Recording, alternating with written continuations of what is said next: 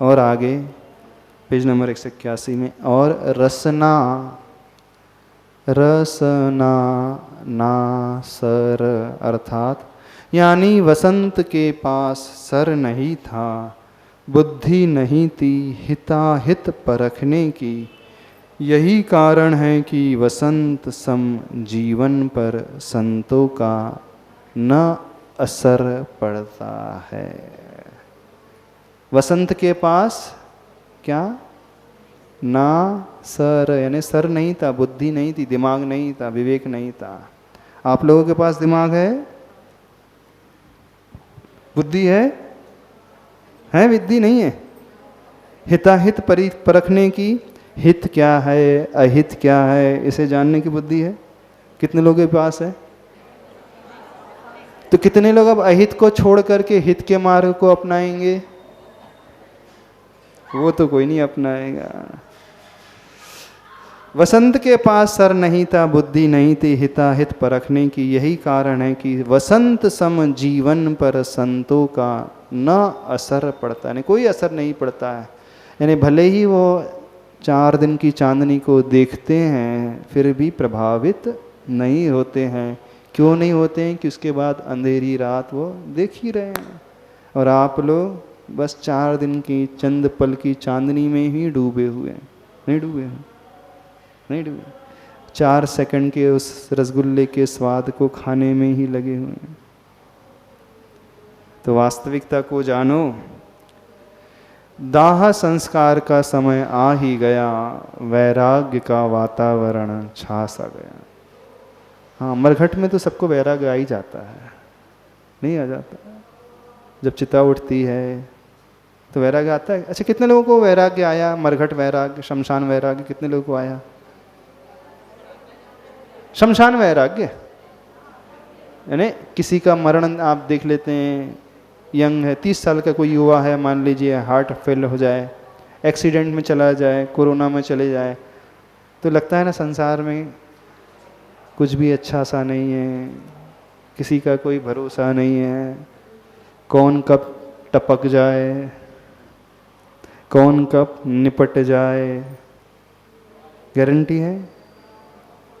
और आजकल के युग में तो कोरोना काल में तो और भी गारंटी नहीं है, किसका नंबर कब आ जाए।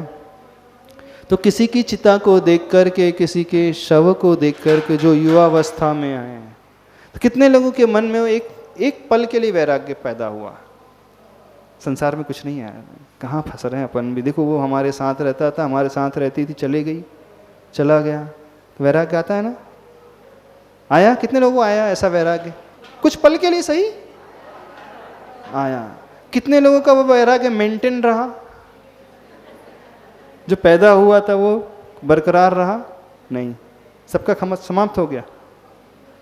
शमशान वैराग्य ऐसी होता है, जब तक शमशान घाट में रहता है तब तक रहता है, संसार आसार लगता है, फिर वहां से बाहर निकलते ही संसार सारभूत लगने लगता है।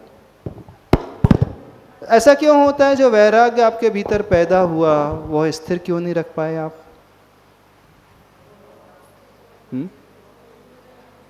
कारण पता है आपको? जो वैराग्य आपको पैदा हुआ था किसी की चिता को देख कर के, किसी की डेड बॉडी को शमशान घाट में जाने के पश्चात, वो बरकरार क्यों नहीं रह पाया आपका? समाप्त क्यों हो गया? हाँ, इसलिए समाप्त हो जाता है कि आप उसे मेंटेन करने का पुरुषार्थ ही नहीं करते। वो जो वैराग्य है उस अंकुरण की भांति होता है, जो बीज जब बोया जाता है भूमि में, उसमें से अंकुरण फूटता है। लेकिन जैसे ही अंकुरण फूटता है तब सबसे ज़्यादा आवश्यकता होती है उसकी केयर करने की। यदि उस समय केयर नहीं किया जाएगा तो क्या होगा? थोड़ी सी बारिश आ जाएगी तो नष्ट हो जाएगा, आंधी तूफान आएगा टूट जाएगा, नहीं है तो भेड़ बकरी आकर के चर के चले जाएगी, अथवा कोई गाड़ी आएगी निकल जाएगी, अथवा कोई व्यक्ति आएगा उसके ऊपर पैर रख देगा, अथवा कोई बच्चे आएंगे खेल खेल में निकाल करके फेंक देंगे। तो उस अंकुरण को अथवा उस पौध को वृक्ष तक आदि आपको पहुंचाना है तो क्या करना होता है? जो अंकुर फूटा उस बीज में से, वैराग्य के बीज में से अंकुर फूट गया है। अब आपका वैराग्य समाप्त हो गया है, शमशान वैराग्य। क्यों समाप्त हो गया है? कोई आंधी आई विषय की, वो उड़ा करके ले गई। कोई फ्रेंड आया, उसने कुचल करके चला गया। तो उस पौधे को यदि वृक्ष तक पहुंचाना तो क्या करना होता बताओ? बाड़ी की आवश्यकता होती है ना? पानी की आवश्यकता होती है देने के लिए, खाद की आवश्यकता होती है, एक माली की आवश्यकता होती है। जैसे वृक्षारोपण होता है ना, तो एक चारों तरफ बाड़ी बनाई जाती है, पानी दिया जाता है, खाद दिया जाता है। आंधी तूफान जब आता है तो कुछ कवर और किया जाता है ताकि वो बारिश को, तूफान को झेल सके।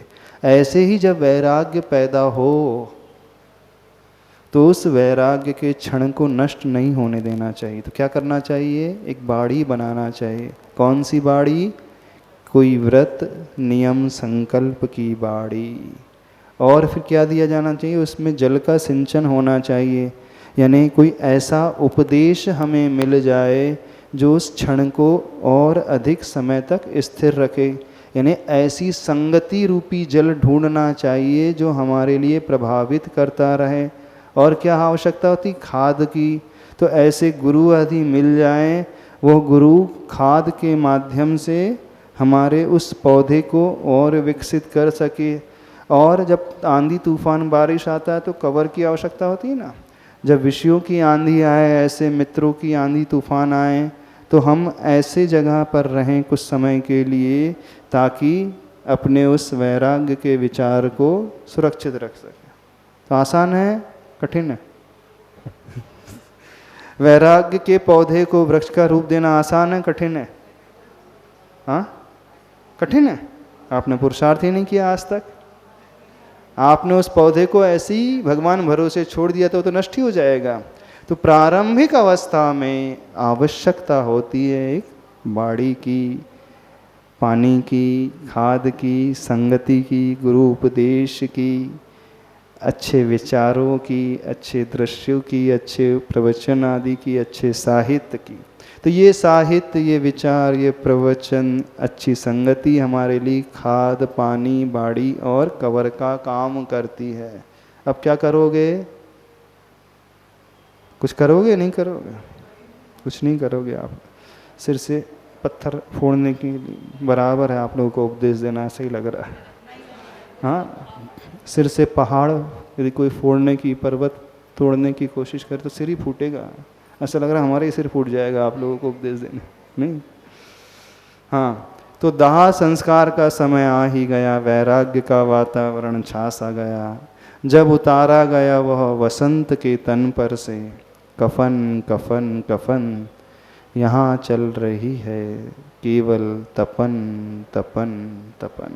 आगे देखते ही देखते बस दिखना बंद हो गया, वसंत का शव भी अतीत की गोद में समा गया। वह शेष रह गया अस्थियों का अस्तित्व, और यूं कहती कहती अस्थियां हंस रही हैं विश्व की मूर्ता पर कि जिसने मरण को पाया है उसे जनन को पाना है, और जिसने जनन को पाया है उसे मरण को पाना है। यह अकाट्य नियम है। सबको पता है ये नियम? देखते ही देखते अब दिखना बंद हो गया। क्या? चिता की लपटें जब ऊंची उठने लगती हैं, थोड़ी देर के पश्चात वह चिता की लकड़ियां समाप्त हो जाती हैं। कितने लोगों ने शमशान घाट में जाकर के उस जलती हुई चिता को देखा? महिला वर्ग ने तो नहीं देखा। हाँ, टीवी में तो देखा होगा। हाँ, सीरियल में तो, कहीं मूवी में तो देखा ही होगा। देखा है सबने? किसी? अच्छा, हाँ, मुनि महाराज जी की जब समाधि होती है, यहाँ मुझ पूज्य मुनि श्री प्रवचन सागर की समाधि कटनी में हुई थी ना, तो कितने लोग उस गौशाला वाले क्षेत्र में गए थे। उसमें तो महिलाएं भी गई होंगी। देखी थी वो समाधि स्थली जब? अच्छा, उस चिता, जलती हुई चिता को देख करके क्या भाव आया था आप लोगों के मन में? कोई भाव नहीं आया था? कौन सा भाव? हाँ, जिसको आना है वो तो उसको जाना होता ही है, जो जन्म लेता है वो तो एक दिन मरता ही है। संसार ऐसी ही क्षणभंगुर है, कुछ भी निश्चित नहीं है, कुछ भी पक्का नहीं है, कब क्या हो जाए कोई भरोसा नहीं, ऐसा विचार तो आता है। दूसरों को समझाने के लिए, है ना, दूसरों को समझाने के लिए आता है। हाँ, आप सांत्वना दे देते, भैया अब आए हैं तो सबको जो जाना ही है, ऐसी। वैराग्य का भाव किसी को नहीं आता, सब बड़े निष्ठुर हैं। यूं कहते कहते अस्थियां हंस रही हैं विश्व की मूर्ता पर। मूर्ता मतलब मूर्खता। कौन सी मूर्खता है? जिसने मरण को पाया है उसे जनन को पाना है। जनन यानी जन्म, यानी जिसकी मृत्यु हुई है नियम से उसका जन्म होगा ही, और जिसने जनन को पाया है उसे मरण को पाना है। यह अकाट्य नियम है। कितने लोगों को इस नियम पर विश्वास है? जिसका मरण होगा उसका पुनर्जन्म होगा, कितने लोगों को विश्वास है? सबको विश्वास है। आप लोग, जब आपके घर में कोई मरता है तो फिर दुख नहीं होता? क्यों होता? क्यों? किस बात का दुख? आपको विश्वास है ना, यहाँ मरण हुआ तो तुरंत वो पैदा हो गया होगा। कितना समय लगता है पैदा होने में अगले जन्म में? अधिक से अधिक 3 समय, चौथे समय में तो वो पैदा हो ही जाता है। तो आपके घर में किसी की गमी हो जाती है, वियोग हो जाता है, तो कितने लोगों को रोना नहीं आता है? अच्छा, रोना क्यों आता है? अरे यहाँ मरण हुआ, वृद्ध हो गए थे, दादाजी थे, लकवा लग गया था, हार्ट फेल हो गया था, शरीर नहीं चल रहा था, कोमा में थे, तो अच्छा हो गया ना, शरीर छूट गया। अब वहाँ जाकर के नया शरीर मिला, तो नया शरीर मिलना तो अच्छी बात है कि नहीं? तो उसमें खुशी होना चाहिए कि दुख होना चाहिए मरण पर? थोड़ा बोलना। अरे जब खटारा, सड़ा गला शरीर छूट करके नया शरीर मिलता है तो प्रसन्नता होना चाहिए, खुशी होना चाहिए, एक ही दुख होना चाहिए? बताओ हमें। प्रसन्न होना चाहिए ना, जब नया शरीर मिला तो। अच्छा, जब पुराने कपड़े फट गए हुए आप बदल करके नए कपड़े पहनते हो तो खुशी होती कि दुख होता है? कितने लोगों को दुख होता है? अरे मेरी पुरानी साड़ी जा रही है, 30 साल पुरानी है, भले ही छेद छेद हो गए हैं, दुख होता है? नहीं, उसके बदले में नई साड़ी आ गई तो खुशी होती कि दुख होता है? दुख क्यों नहीं होता है? 30 साल जिसने साथ दिया आपका, दुख क्यों नहीं होता? हाँ, बोलना बोलना, बोलो बोलो बोलो, हम सुनना चाहते हैं। क्यों नहीं दुख होता है? सुख खुशी क्यों नहीं होती? मैं कई बार ये सोचती हूँ।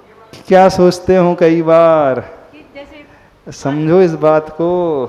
नहीं, हम उस व्यक्ति से, जैसे पति है या बेटा है, हाँ हाँ हाँ, हम उस व्यक्ति से प्रेम करते हैं या उसे अपना मानते हैं, हाँ, या हमारे जीवन में जो हमारे कार्य में सहयोग कर रहा अच्छा, है, जो कार्य में सहयोग कर रहा था वो सहयोग करने वाला चला गया, इस कारण दुख होता है? ये भाव भी आता है, इस कारण दुख होता है। हाँ, क्योंकि हम जैसे कभी, और नया शरीर मिलता है तो खुशी होती है ना? नए शरीर की तो वहाँ कोई बात ही नहीं होती। हम लोग जैसे महिलाएं जैसे रहते हैं, हाँ, तो वहाँ ये चर्चा, उन्हें कही ए हमारे भी इतने अच्छे रहते, ऐसो कर देते, ऐसो कर देते। हाँ, ये मैं जनरल बात, हाँ, नहीं, बहुत अच्छी, बहुत आप अच्छे से सही बात कर रहे हैं। तो उस समय मेरे ये समझ में नहीं आ पाता हाँ, कि हम उस व्यक्ति से मतलब अपने संबंधों के कारण प्रेम कर रहे हैं या उसकी अनुपस्थिति में हमारा अब हम बता रहे नहीं हो हैं पाएगा। आप लोग क्यों रोते हैं जी। अब आपको लगता है हर महीने 40,000 रुपए कौन देगा? अब घर के लिए पूरा राशन पानी कौन लाएगा? बच्चों की फीस कौन भरेगा? है ना? उनके लिए नहीं रोते हो आप लोग? सुनो ना, कोई भी व्यक्ति अपने पति के लिए नहीं रो रहा है, मेरी सुख सुविधाओं की पूर्ति कौन करेगा? अब तो बचा ही नहीं कोई, तो आप अपने सुख सुविधाओं के लिए रो रहे हो, है ना? बड़े स्वार्थी हुए, यानी जिस पति ने जीवन भर साथ निभाया आप उसको भी चट कर गए, गोल कर गए, तो आप उसके लिए नहीं रोते ना? हाँ, किसके लिए रो रहे हो? बड़े स्वार्थी हैं, सब अपने अपने सुख को रोकते हैं, हाँ, पिता पुत्र द्वारा अपने अपने सुख को रोवे। तो सब स्वार्थी हो कि नहीं? तो कोई पिता नहीं है कि आपकी दृष्टि में, कोई पुत्र नहीं है, कोई पत्नी नहीं है, कोई पति नहीं है ना। सबके लिए क्या है? अपनी सुविधा है, पैसा है, कपड़े हैं, किराया है, बस। तो समझ लो इस वास्तविकता को। आपको लगता है कि वो आपको प्रेम कर रहा है, कोई किसी को नहीं चाहता, वो अपनी फैसिलिटीज को चाहता है ना? तो ज़्यादा राग करना ही नहीं, सब स्वार्थी हैं। और रोना भी नहीं, और ये भी यदि रोने का भाव आ रहा है तो ये सोचना वो तो पैदा हो गया, नया शरीर लेकर के पैदा, फिर क्यों रोना? हम क्यों हम रोएं, क्यों विकल्प करें? हाँ, अच्छा, जो बैठने आते हैं मरने के बाद वो बोलते हैं कि इनको कोई मोह ही नहीं था। अरे मोह नहीं, हमने स्वाध्याय किया है, खुशी मना रहे हैं, ठीक है, उनको अच्छा शरीर मिला है, उन्होंने अच्छे काम किए थे, अच्छा शरीर मिला, देवगति में गए होंगे, क्या परेशानी? समझ रहे हो कि नहीं? इस अकाट्य नियम पर यह तो विश्वास नहीं है आपको। हाँ, विश्वास तो है, तो फिर अब तो मरने पर तो रोगे नहीं। तो नियम ले लो आप सभी लोग, हम किसी के मरने पर रोएंगे ही नहीं। नियम ले लो, क्यों नहीं रोएंगे? क्यों रोए हम? लोकाचार में करना। अच्छा, लोकाचार में दिखाने के लिए रोना पड़ता। अच्छा, तो दिखावा करते हो रोने का आप लोग? करना ही पड़ता। अच्छा, दिखावा करना ही पड़ता है, नहीं तो लोग क्या कहेंगे? हद हो गई, बताओ। यही संसार। अच्छा, यही संसार की रीत है, यानी किसी को किसी से प्रेम नहीं है, सब दिखावे की दुनिया है, दिखावे की है। बिल्कुल दिखावे का संसार है। देख लो, इसके लिए आप मर मिटने को तैयार हो, वो देखो क्या कह रहा है। वास्तविकता यही है, कोई किसी का नहीं है, सारे के सारे स्वार्थी हैं। ना पति को पत्नी से प्रेम है, ना पत्नी को पति से प्रेम है, सबको अपनी इच्छाओं की से प्रेम है और कुछ नहीं। किसी से किसी को लेना देना नहीं है। हाँ, हमारी इच्छाएं कौन पूर्ण करेगा, बस हमको वो चाहिए।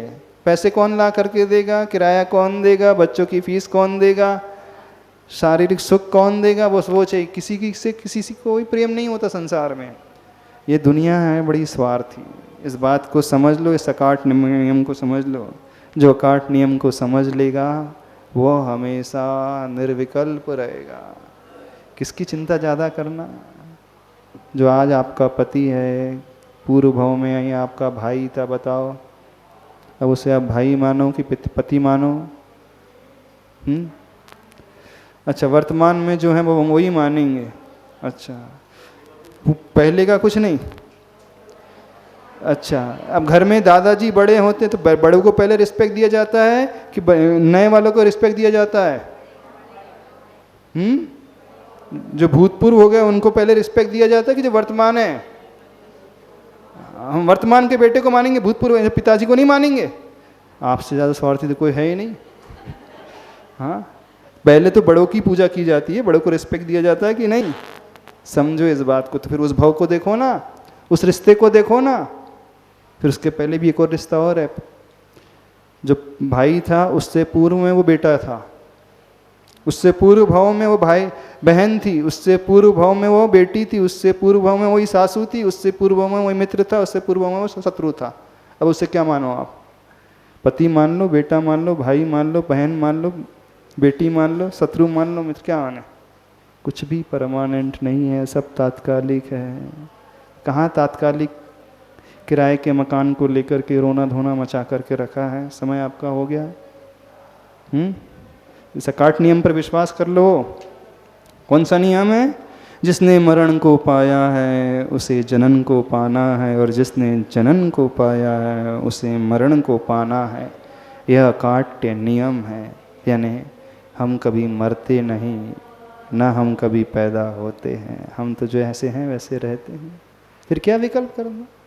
किसका विकल्प करें? किसका विकल्प करना? जो छूटा है मुझसे वो मेरा कहाँ है? एक वही जो तुम्हें दिख रहा। चलो, समय हो गया, थोड़ा सा ध्यान कर लेते हैं। हाँ, कर ले, अच्छे से बैठ जाओ। कौन सा ध्यान कर रहा है आज आपको? चलो, आज आपको आपकी चिता का ध्यान कराते हैं। ठीक है? सबको अपने अपने मरण की स्थिति को देखना, उसका ध्यान कर रहा था। ठीक है, कराए? चलो आंखें बंद करना।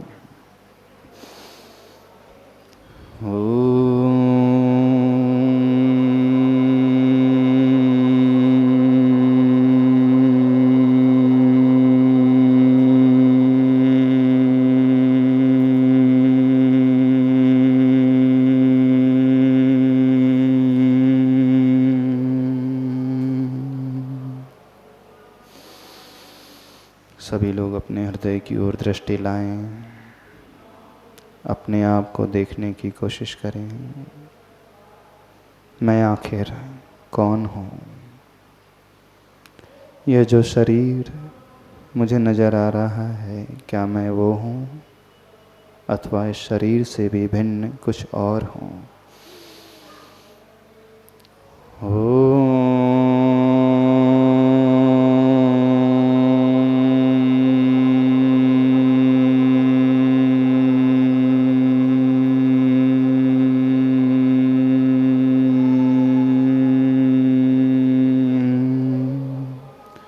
यह दिखाई देने वाला शरीर पुद्गल है, जड़ है, नष्ट होने वाला है, छूटने वाला है।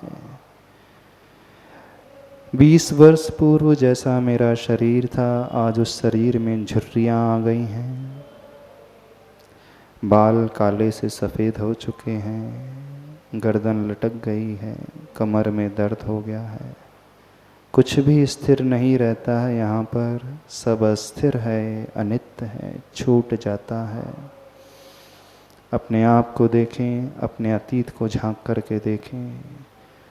25 वर्ष पूर्व, 30 वर्ष पूर्व के अपने शरीर को याद करें, और भविष्य में यह मेरा शरीर भी नष्ट हो जाएगा, गल जाएगा, छूट जाएगा।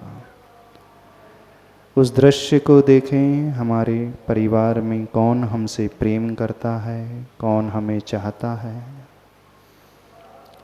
उस दृश्य की कल्पना करें जब मेरा शरीर यहीं पड़ा रह जाएगा, इस शरीर से प्राण निकल जाएंगे।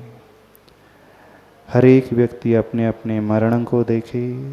मेरा शरीर मेरे घर में पड़ा हुआ है, उस बिस्तर पर।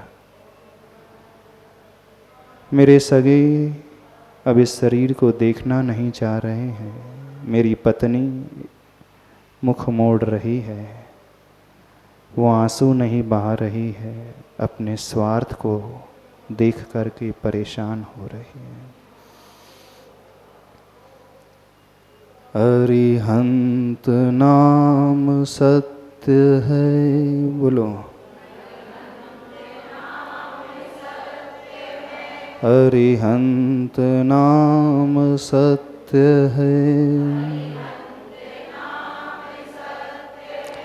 सबकी यही गत्य है। मरण होने पर हर एक जीव की यही गति होती है। जिस पर मैं जान छिड़कता हूँ वह मुझे नहीं, मेरे पैसे को चाह रहा है। वह मुझसे प्रेम नहीं करता है, मेरी सुविधाओं से प्रेम कर रहा है। वह मुझे नहीं खिलाता पिलाता, अपने स्वार्थ का पोषण करता हुआ आ रहा है। मैं मूर्ख होकर के उसी की चिंता में आज तक घुलता आया हूँ। आज मैं इस भ्रम को तोड़ता हूँ। अरिहंत नाम सत्य है, राम नाम सत्य है। यह शरीर शव की भांति पड़ा हुआ है। परिवार के लोग एकत्रित हो गए हैं इसकी चिता बनाने के लिए। बांस को जोड़ कर के अर्थी सजाई जा रही है। आड़ी लकड़ियों को जोड़ कर के सफ़ेद कफन बिछाया गया है, उस पर यह शरीर लिटाया गया है। सभी लोग जल्दी कर रहे हैं शरीर को शमशान तक पहुंचाने के लिए।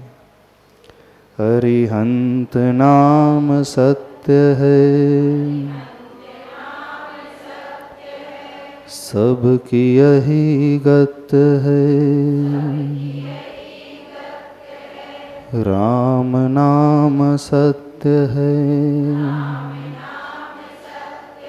उस प्रिय व्यक्ति को याद करो जो आपके लिए कसमें खाता था। वो आपको नहीं, आपके पैसे को चाह रहा था और कुछ नहीं। वो आपकी सुविधाओं को चाह रहा था। आज मुझे यह भ्रम का ज्ञान हो गया है। मेरा भ्रम टूट चुका है। संसार की वास्तविकता को मैंने जान लिया है। आगे आगे अपनी ही अर्थी के मैं गाता चलूं, ता चलूं। सिद्ध नाम सत्य है, अरिहंत नाम सत्य है।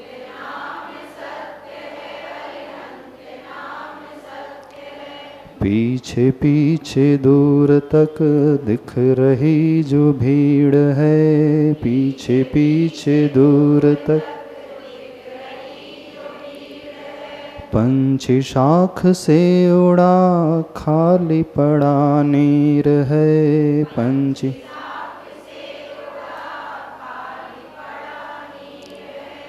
आँख जब मुंदी तो ना कोई शत्रु मित्र है। आँख जब मुंदी न तो कोई शत्रु। सिद्ध नाम सत्य है, अरिहंत नाम सत्य है।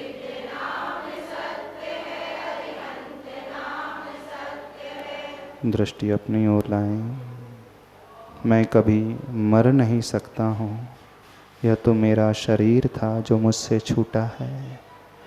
मेरी आत्मा आज भी अजर है, अमर है। उसने दूसरे शरीर को धारण कर लिया है। वे परिवार के सदस्य मुझे नहीं, अपने स्वार्थ को चाहते थे। मैं किसके लिए विकल्प कर रहा हूँ? मुझे किसी से कोई विकल्प नहीं, कोई राग नहीं। आगे आगे अपने ही अर्थी के मैं गाता चला,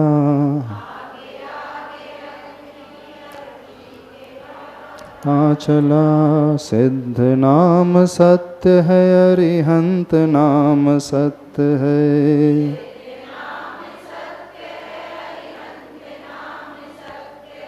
राम नाम सत्य है, अरिहंत नाम सत्य है।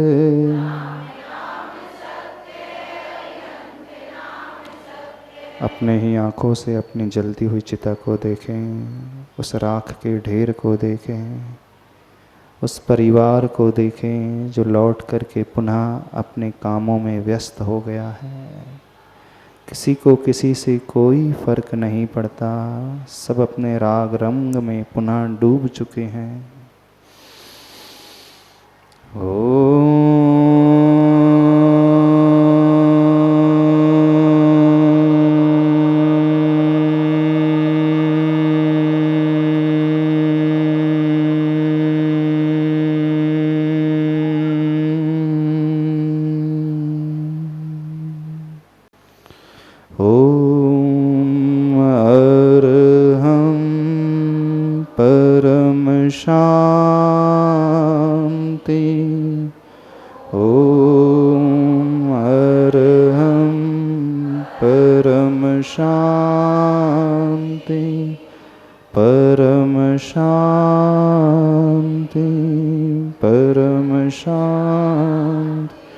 महावीर भगवान की। जो विषय हुआ था पेज 181 का लास्ट पैरा, जिसने मरण को पाया है उसे जनन को पाना है, और जिसने जनन को पाया है उसे मरण को पाना है।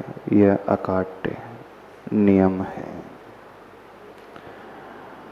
जातस्य मृत्युर्ध्रुवम ध्रुवम जन्म मृतस्य च। गीता में एक पंक्ति आती है, जन्म लेने वाले की मृत्यु निश्चित है और जिसकी मृत्यु हुई है उसका भी फिर से जन्म होना यह भी निश्चित है। संसार का ये अकाट्य नियम है एक अपवाद होता है जब पुनर्जन्म नहीं होता है। एक जन्म होता है जो अंतिम जन्म माना जाता है। उसके पश्चात इस आत्मा को संसार में फिर से जन्म लेना नहीं होता है। जब यह आत्मा उस अरिहंत पद को पा जाती है और उसके पश्चात सिद्धालय में जाकर के विराजमान हो जाती है, वह जन्म उसका अंतिम जन्म और मरण भी अंतिम ही मरण माना जाता है। यदि सिद्ध नहीं बन रही है आत्मा, तो जन्म और मरण का चक्र अनादिकाल से चलता हुआ आ रहा है। आज तक यह चक्र हमारा रुका नहीं। क्यों चला आ रहा है, इसके पीछे भी कारण है। हमारे मन में उठने वाले विराग द्वेष के भाव, कषाय के भाव, जिस निमित्त को लेकर पुनः कर्म का बंध होता है और कर्म का बंध होने के पश्चात उदय आता है। कर्म का उदय होने के पश्चात यह संसारी जीव पुनः राग देश में उलझ जाता है और यह सर्कल, ये चक्र अबाधित रूप से चलता चला जा रहा है, चलता चला जाएगा यदि हम राग द्वेष से नहीं बचे तो जो राग द्वेष से बचने की साधना सीख लेता है, वही इसके ऊपर विजय प्राप्त कर पाता है। आगे 182 पेज में देखें, गणना करना संभव नहीं है, अनगिन बार धरती खुदी, गहरी गहरी वहीं वहीं पर, अनगिन बार अस्थियां दबी ये, अब तो मत करो हमारा दफन दफन दफन, हमारा दफन ही यह आगामी वसंत स्वागत के लिए, वपन वपन वपन, यहाँ चल रही है केवल तपन तपन तपन।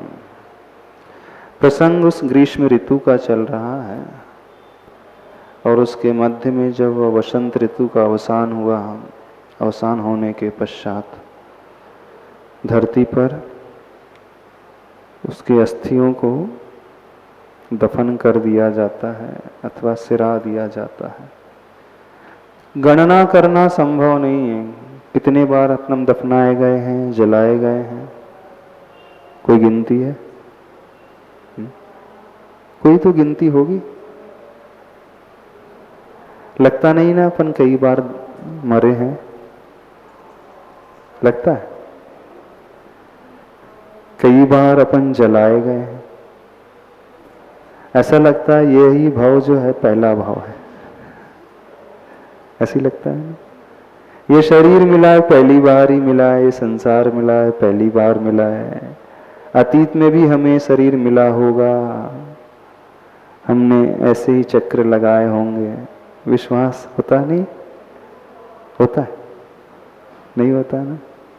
तो जो लिखा गया है अथवा जो धारणा है, अनगिन बार हम सब दफनाए गए हैं, अनगिन बार हमने जन्म लिया है, अनगिन बार हमने मरण को प्राप्त किया है, ये धारणा क्या मिथ्या है?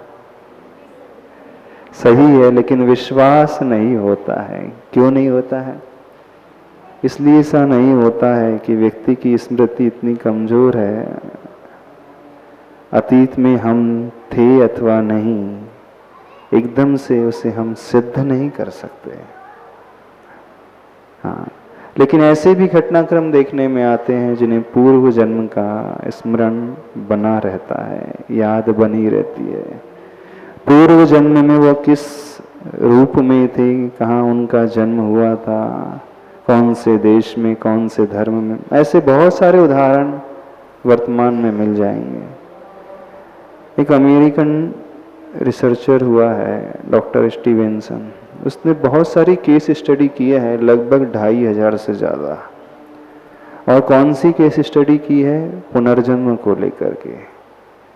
उन्होंने बच्चों के पास जाकर के जिन्हें पूर्व भाव का याद था, पूरी समरी उसने लिखी और सिद्ध किया है कि नहीं, इस जन्म के पूर्व ही हमारा शरीर था, हमारी आत्मा थी, किसी दूसरे रूप में थी।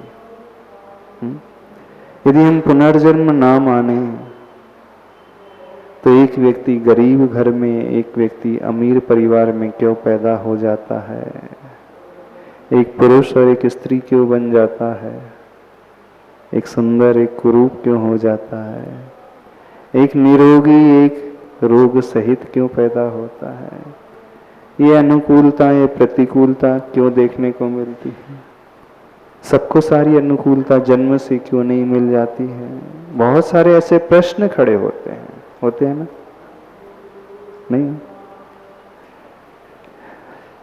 हमें सिर्फ पशु तिर्यंज गति के जीव दिखाई देते हैं और मनुष्य गति के जीव दिखाई देते हैं। नरक गति होती है वो दिखलाई देती नहीं है। स्वर्ग में रहने वाले देव भी स्पष्ट रूप से नजर आते नहीं हैं। शास्त्रों में जरूर वर्णन आता है, व्यक्ति पढ़ लेता है, हाँ, लेकिन किसी को भूत आदि लग जाते हैं तो ऐसा देखा भी जाता है। तो इनडायरेक्टली रूप में कथनचित देव गति के जीवों को सिद्ध किया जा सकता है, लेकिन नरक गति के जीव ये हम एकमात्र आगम प्रमाण को छोड़ करके सिद्ध नहीं कर सकते। तो जब हम आगम का अध्ययन करते हैं अथवा विज्ञान की उन बातों को देखते हैं, पशु और मनुष्य गति के जीव को देखते हैं और अप्रत्यक्ष रूप से देवगति के जीव को देखते हैं, तो कुछ कुछ विश्वास अवश्य होता है ना? हाँ, कि हम भी पूर्व में थे और भविष्य में भी रहेंगे। कर्म सिद्धांत पर भी विश्वास हो जाता है, लेकिन जिसे विश्वास होगा वही अपने जीवन को बदल सकता है, अच्छी राह पे लगा सकता है। और जिसे विश्वास नहीं होता है कि मरने के पश्चात भी हमारी आत्मा का अस्तित्व बना रहता है, वह कैसा जीवन जीता है? खाओ पियो ऐशो आराम से रहो। चार्वाक सिद्धांत जो है, ऋणम कृत्वा घृतम पिबेत यावत जीवेत सुखम जीवेत। आज का जो कल्चर है, वेस्टर्न कल्चर, खाने पीने ऐश आराम से जिंदगी बिताने का है, और वर्तमान में इंडिया में भी भारत में भी ऐसा कल्चर, ऐसी संस्कृति आने लगी है। लेकिन यह आत्मा का अस्तित्व पहले भी था, आज भी है, भविष्य में भी रहेगा।